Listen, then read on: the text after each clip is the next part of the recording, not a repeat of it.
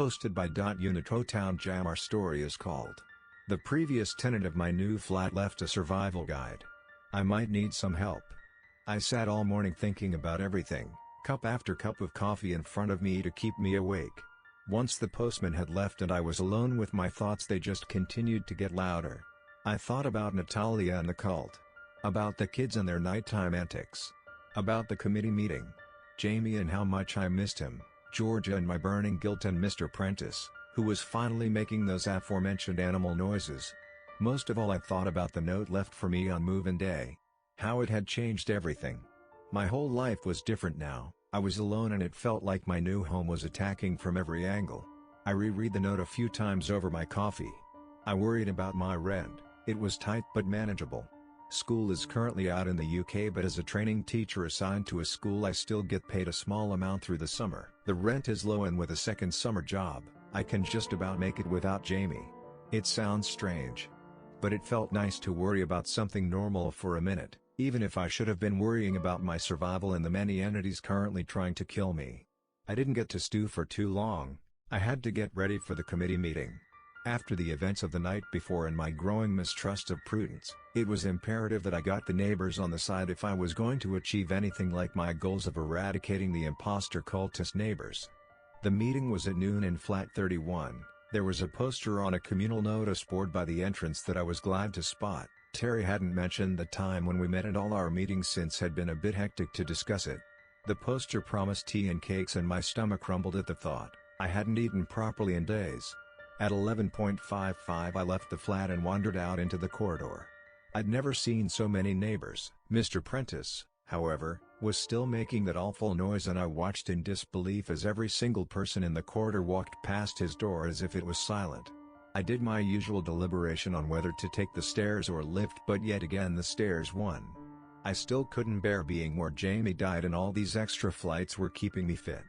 Flat 31 belonged to an older lady named Molly Thompson and her husband Eric. She had a blue rinsed head of curls attached to her head and had gone to the effort to make homemade Battenberg cake. Other neighbors had bought along baked goods as well. It reminded me of a school fair. The flat itself was decorated for the 70s, with plenty of china cat ornaments littered around. I sat down on a dusty plastic garden chair, one of many that Molly seemed to have acquired and laid out for the residents pouring in. I hadn't seen community spirit like this in my life. I smiled as I saw Terry, Eddie and Ellie wander in. It was nice to see some familiar faces. I had noticed people looking at me, wondering who I was. It probably wasn't often they got new neighbors. Eddie came running up to me, swung his arms around me and sat down in the rickety garden chair next to mine. It was so sweet. Terry smiled at me and took a seat the other side of mine. Ellie sat next to her brother. The brown puppy dog eyes were back. No claws. "I'm glad you came," Terry said to me, loud enough to hear over the voices of the other neighbors. "I really want you to see the good side of the block. We don't bite really." She laughed nervously as she realized the irony of her statement. "Terry, I need help. We need to stop those people from coming back again and from terrorizing people. The block can't go on like this." I wanted to make the purpose of my attendance clear to her. It was time for things to change. But if you don't let them in, then they don't bother you. I've spoken to the kids, they know not to do it again, that those people are dangerous. She paused for a moment and sighed. Although then running away didn't help. The kids think they're indestructible now. They've been telling me all morning that they're going to kill the bad guys. She looked so resigned. But it was true, they did run away from the twins. Maybe there was something in that. I knew they could die, I just had to work out how. But as the thought crossed my mind and I looked at Eddie and Ellie, I couldn't imagine taking the risk. I could have flat out gone back and asked Prudence. But to be honest, I didn't want anything to do with her. She gave me such a bad feeling. I was doubting everything she told me. It doesn't matter if you can keep them away. We can't all live in fear. Yours aren't the only kids in this building. I knew this from surveying the room. But I bet not all the kids here are as special as yours. What if another family burns to death because their kids were hyper one night? I could see this struck a chord with Terry.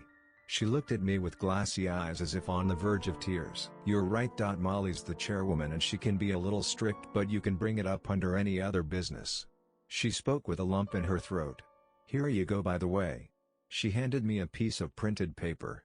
Any other business felt a bit lackluster, but it would do, as long as it got discussed. I turned my attention to the piece of paper. It was the agenda for the meeting. For something written so formally, it appeared farcical. It seemed other flats and floors had different but equally strange issues to mine. There were only 6 items on the agenda for the meeting, with AOB as the 7th. They were as follows. 1. Welcome and introductions with apologies for absence. 2. Replacing of the flickering lights on floor 11, it seems to incite vicious behavior from the pets and elderly of that floor. 3. Serving a formal residence letter of concern to the man who doesn't move from the bottom of the stairwell on floor 5. 4. Finances budgets for general maintenance and the annual barbecue. 5. The stairs with no grip leading up to floor 14 at the very top and the health and safety hazards this presents. 6. Soundproofing of Mr. Prentice's flat, number 48. I was comforted to know that I wasn't alone in dealing with all these strange occurrences. I was also chilled to the core to know for certain that it was the entire building that was more than a bit odd. What really struck me as odd is that when I thought about it, I had seen that man on floor 5 when going down the stairs. But I'd never noticed that it had been every time, or that he had never moved, until this moment. The meeting begun with a loud and dissatisfying clink. By this point the tiny, 70s-themed flat was packed. Garden chairs had all ran out and people were standing.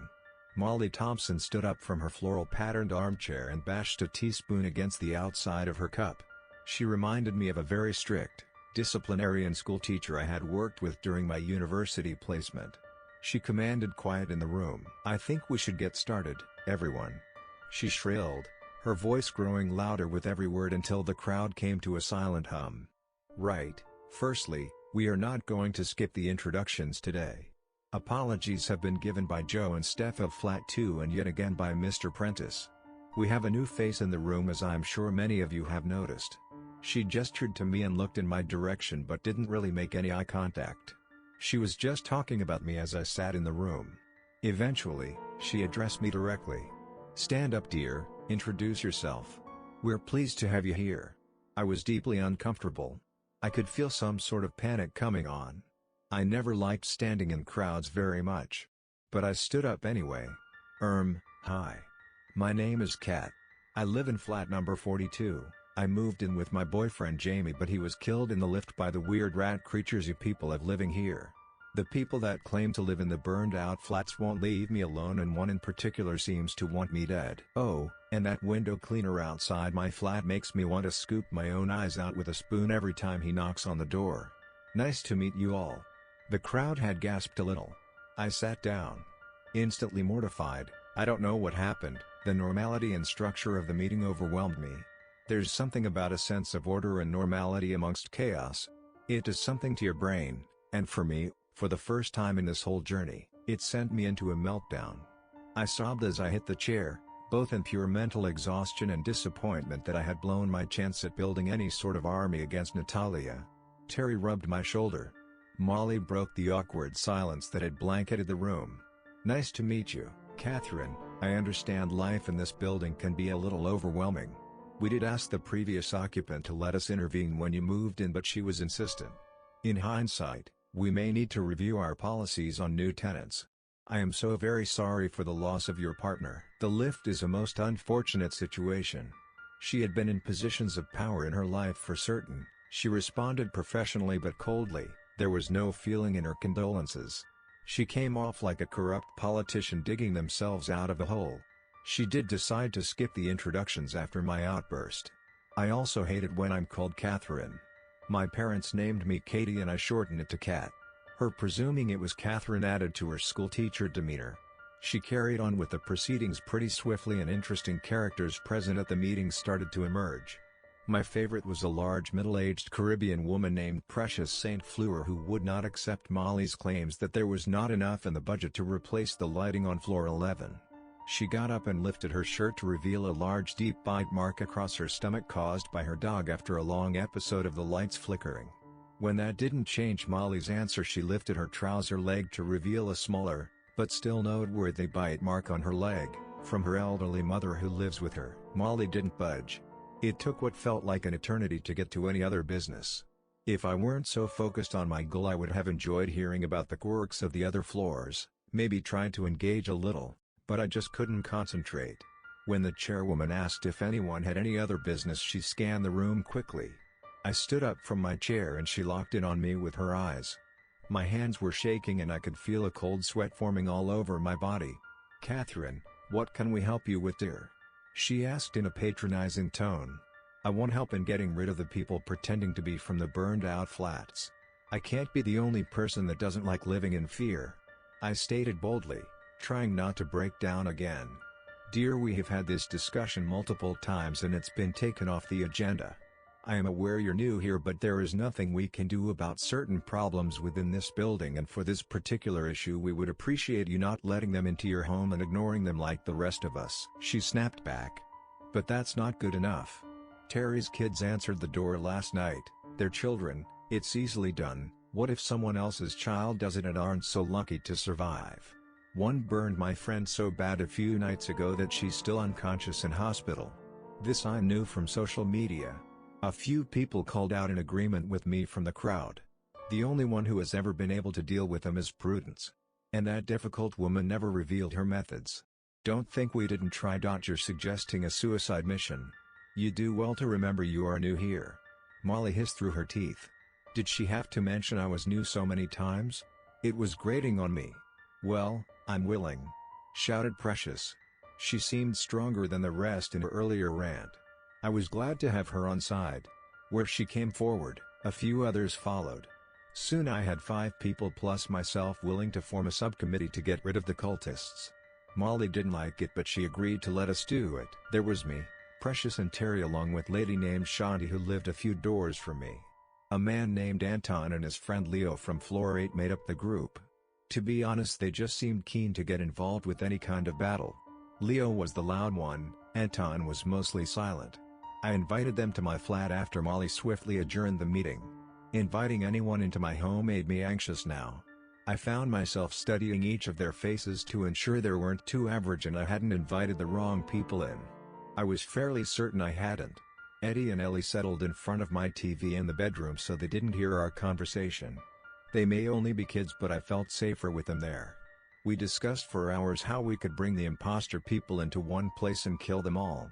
Leo was particularly creative. He came up with weird and wacky ways to end them, from locking them in a room and blasting with fire extinguishers until they freeze, to herding them into the lift between 1:11 and 3:33 a.m. The whole time I waited nervously for a knock on the door, for them to come for us. But they didn't. We got time to plan.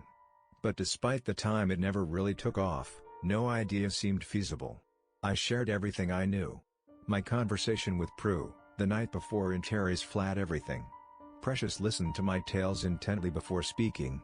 Derek would have helped us. He was a great man. He used to turn up at my door in the dead of the night just as those lights started and take my dog for a walk. She spoke of the gardener with a fondness. Prudence told me about Derek. She said he's been gone since the garden was demolished. I replied flatly. It was awful when he left. That woman that used to live here was nasty to him. I watched out my window as she tore up the garden. I know she was grieving for that little girl, but I know Derek only ever wanted to help. Shanti spoke up from the corner. She had been pretty quiet the whole time. He was the whole reason we don't have those awful creatures from the lift all over our homes anymore. My brother was killed by one before the agreement. He was 4 years old. I twitched as she told her story. Shanti has such sad eyes, and speaking about her brother only filled them further with sadness. This is another thing I don't understand. Why have any agreement? If you managed to kill most of them, why not all? I asked, feeling anger over Jamie burn through my throat as I spoke. Precious laughed. Terry shot her a look from across the room. No one's told you the whole story, have they? Shanti asked, a single tear running down her face. What do you mean? This was driving me insane. Nothing was simple. How could I trust anyone? When Prudence and some of the others killed the creatures, they killed a large group of them in one hit. They had started to work out that food scraps and pet food were attracting them, and they gathered all the pet food in the tower block into one empty flat on the floor the fire had happened. The creatures came in droves just like expected, and they set the flat alight again. The flat was burned to ash on top of pre-existing ash. Nothing could survive that. Shanti was interrupted after this by Leo. And then 3 giant rat motherfuckers literally rose from the ashes, triple as smart and strong, and fucked shit up. He said, a look of excitement on his face. Shanti rolled her eyes and continued. So all Prudence did was cause a quite literally bigger problem. She didn't kill them, all she did was help them evolve. There was only 3 of them, but they learned to sneak attack. More people died than during the original infestation. They were more intelligent, but not in the way it comes across when the agreement's spoken about. We couldn't speak to or reason with them. Terry was looking at the floor. Only Derek was able to do that. He spoke to them like he spoke to the garden. He made it safe for everyone again. I wasn't there. I was too young, but there we were told he didn't even have to use words. They understood just a series of movements and eye contact. Derek explained the rule with the lift. He told us it was a gesture of goodwill. The creatures needed a home and seemed attracted to the building, and we would let them live there and stop killing their kind if they would stop killing ours. But to show them some respect, we would allow them a small time frame where unleash their instinctual nature. But only if someone came to them. There are only 2 left now. Prudence killed the other during what happened with her granddaughter. But that only made them 2 stronger. Like they absorbed the third. I tried to take in all the information I was receiving, but I couldn't. It was too much. Derek isn't coming back. It's been years. This is pointless. Terry finally erupted. Precious laughed again. How do you know? You speak to dear old Prue all the time. Know something we don't? Precious spoke sarcastically, but I think she meant what she said. It was becoming clear that Prudence Hemmings wasn't too popular in this building. I don't speak to her all the time. We just keep in contact. She was always nice to me. Terry tried weakly to defend herself. That's because you're naive and a pushover. She used you because no one else would give her the time of day. Precious was about to launch into a full rant on Terry. I was glad Eddie and Ellie were in the other room and couldn't hear. I wondered if she'd seen them at night. I decided to stop the rant. This was becoming counterproductive and we were getting nowhere with our plans. I interjected and told them all I needed them to leave so that I could sleep. Partly true, although I knew I couldn't sleep. I had other things to do. They all filed out of my flat. Terry and the kids were the last to leave. She gave me a hug as she left and told me to get a proper night's rest, telling me she was always there for a cup and a chat. It was sweet. I felt sorry for Terry. The kids hugged me too as they left. I know she spoke to Prue, but I was certain that it really was entirely innocent. I sat in the empty flat disheartened that my assembling of an army had turned into a bickering shit show with no real suggestions on how to kill the imposter neighbors. I felt totally alone. I couldn't trust Prue or Ian or pretty much anything I thought I knew. Maybe Prue didn't even kill those neighbors. They only told me half-truths about the creatures after all. I was left alone with my thoughts again.